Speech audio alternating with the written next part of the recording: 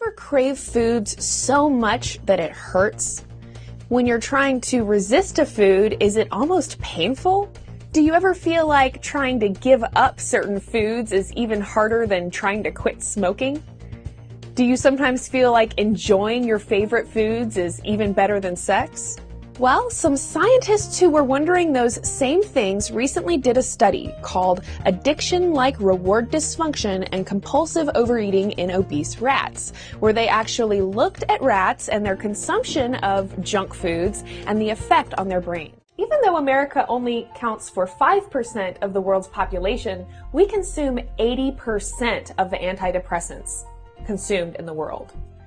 And beyond that, it's estimated that 1 in 9 Americans is taking an antidepressant drug. America ranks number 14 on the list of the happiest nations in the world. We were beat out by countries like Costa Rica, Brazil, Panama, and even Israel. The country was actually founded on happiness. It's in the preamble of our Constitution: life, liberty, and the pursuit of happiness. But why are Americans so unhappy? Why do we idolize celebrities for making sex tapes and flashing their private parts? What message do you think that we're sending to young girls about the role of sex or the importance of looking sexy? Do you think it's okay for girls to be looking sexy before they're even old enough to drive a car? Do you ever feel captivated by the television screen? Between all the flashing lights, bright colors, and other visual delights, our brains are getting a boatload of stimulation. And it's made me wonder, could all of this flashy, mile-a-minute motion have anything to do with our diminishing attention spans?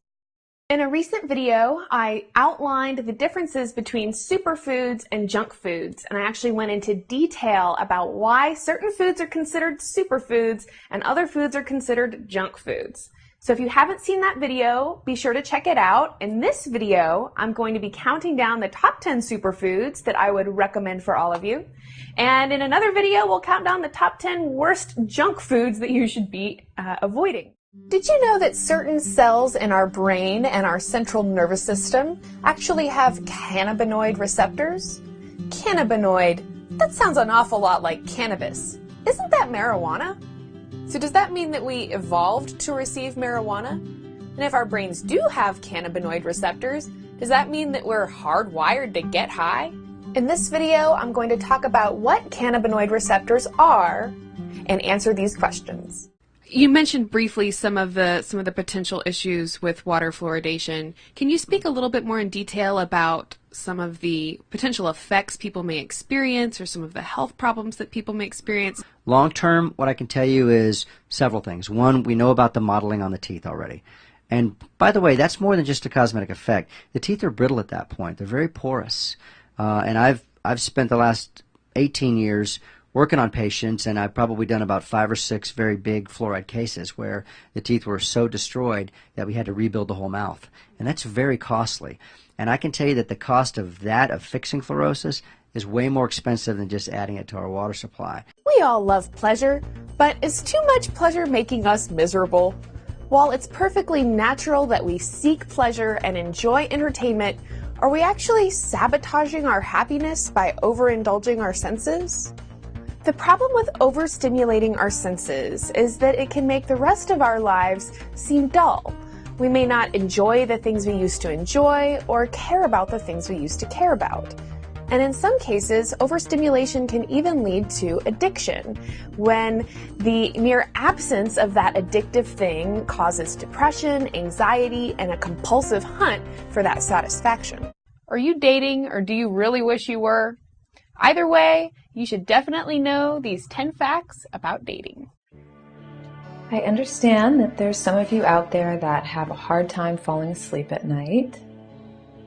So this video is for you to be able to put on before you go to sleep.